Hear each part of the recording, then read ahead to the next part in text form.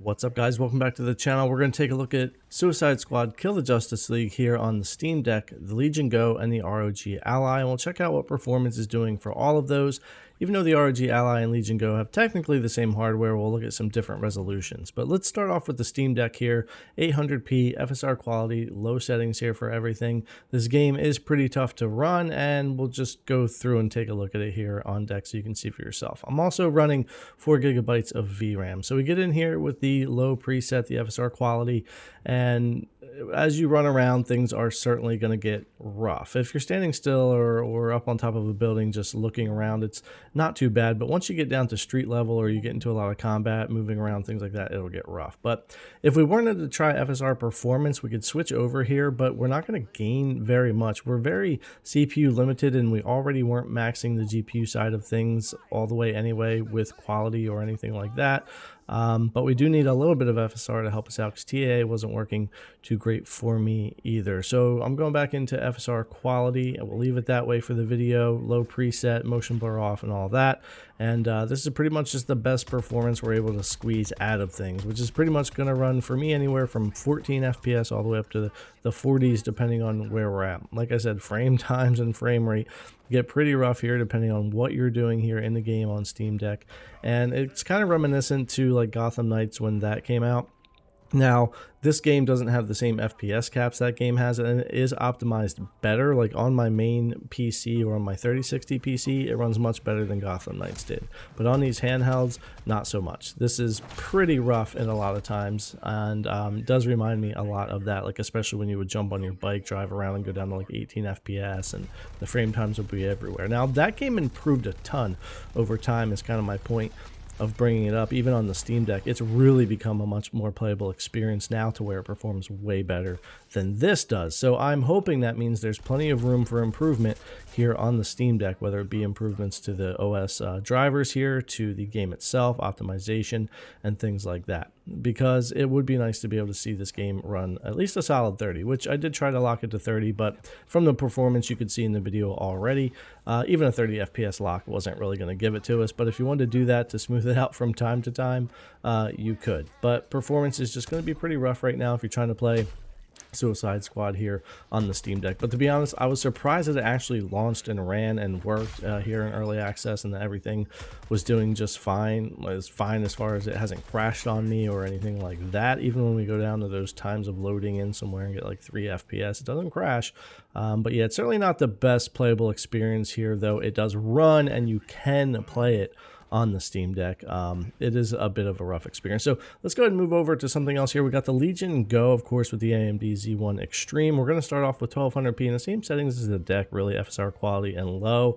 And that's going to kind of be the theme here, because if I start bumping up any settings, it really does get worse performance for me, and it's not really worth getting into because we're already barely pulling things off as we are here. Now, 4 gigs of RAM still for here. I did try other configurations and it really didn't help. The system wants a lot of RAM with this game and CPU power, so I just opted to stick with 4 to balance it out, because I wasn't getting any improvements by upping that any farther than the 4. And if I go too high, I'll actually steal too much system RAM and hurt the CPU side of things. And this game certainly doesn't need that. Now, if we take a look at FSR performance here, you only gain a few FPS, 4 or 5, but that's just standing still here. It means almost nothing once the CPU starts getting hit again, loading in or in combat.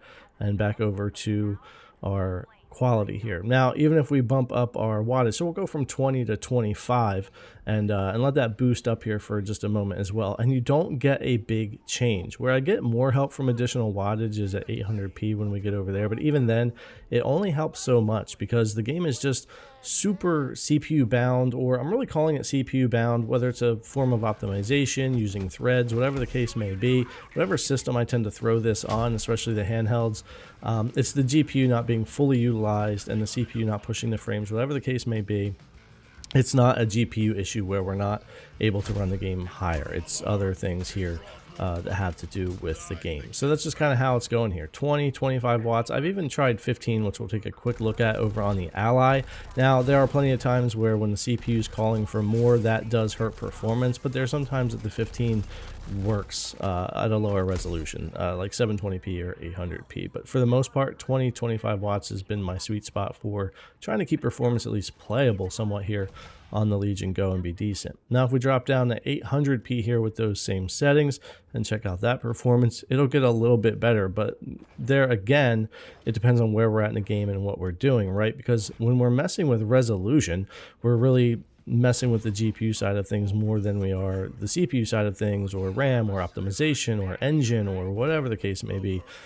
So messing with resolution, be it the render or FSR or whatever, only really benefits us so much and can actually make things worse if you take too much pressure off and you make the CPU just really bound up, and then you have the bad frame times and the lower FPS. Now switching over here to FSR performance again, like we did earlier, again, a little bit of a bump, but you'll lose that as you get into combat or TAA or any of that. So FSR quality tends to be the way I just stuck with things here, kind of as a middle ground, as a balance. Just if we're getting hit a little bit, it'll keep the GPU side okay, but if we're not, it doesn't seem to hurt the CPU side of things too much when it comes to Legion Go. Definitely a much better like playable experience over, say, like the Steam Deck. Jumping over to 25 watts here at that 800p, a little bit better.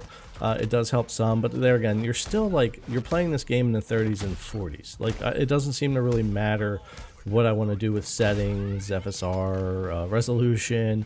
You know, basically I'm playing a game at 30s and 40s, and I can certainly make it to where I'm playing down in the 20s or dip even lower, and that's just kind of the case how it goes. So I think you could easily get yourself a decent 30 FPS cap at least with this hardware and with Legion Go, and play around with that. I think that would work okay if you're in depending on what areas of the game and what you're doing. You're gonna have times that you dip below 30 as well. Unless you're really at 25 watts 800p, then you can kind of hold it there. But that's the performance we're looking at on the Legion Go with 800p and 1200p. Well, let's jump over and take a look at the ROG Ally, and we'll focus on 1080 and 720 mostly here, with the same settings, same Z1 Extreme. We have a couple differences with the Ally having some slower RAM and stuff, but ultimately very similar performance. Different driver versions too, as Lenovo and ASUS aren't synced up on drivers either, so they're a little bit different. But you can see here as I swap over to performance, very similar to what we had before with that. And if I go into TAA, of course, picture quality is much better, but it's not going to be a playable experience at 1080p. And I'll go back over to the FSR quality here, which is pretty much where I'm going to stick things. And we're at 25 watts right now, but we'll mess with that a little bit, mostly because I don't need to keep showing the same thing over and over again. You guys have seen 20 watts, 25. We'll look at a little bit of 15 here, but you'll see 18 FPS. You're going to get the same kind of dips here that we got on the Legion Go and on the Steam Deck. They're a little more pronounced and have more issue over on the deck, of course, with the 4-core 8-thread versus these 8-core 16-thread Z1 Extremes. But yeah, 1080p, again, I think you're going to be trying to lock this game to 30 FPS. Even at that, you'll probably dip below, especially if you're not at 25 watts and you're trying to save battery, and go with 15 or 20. You're not going to hold that at 1080p. So yeah, it's again a playable experience, and hopefully they'll be able to certainly smooth things out, but it's not the best. Now switching over here to 900p for just a second to take a look at that. If you saw the 800p in Legion Go, then you already kind of know where we're at here.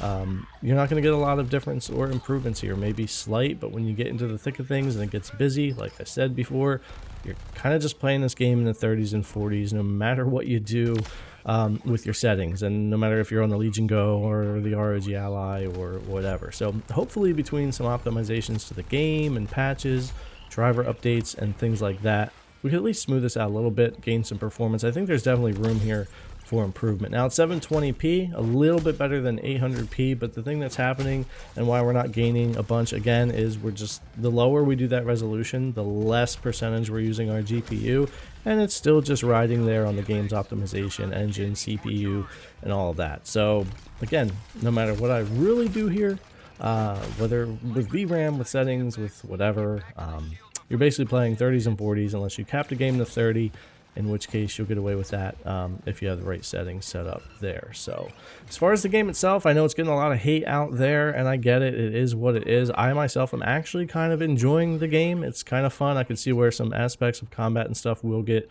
grindy or boring later, but ultimately I'm having a good time with the game, and I think with some frame caps and some tweaking and stuff, we can get away with it on the Legion Go or the Ally. But I think if you're trying to play on the Steam Deck, you're going to have a rough time. You're going to be able to play, but it's not a super playable or super great experience. So hopefully we'll see some improvements to everything here for this game. This is early access, it's early days, so hopefully patches, driver improvements, all kinds of things we could see come.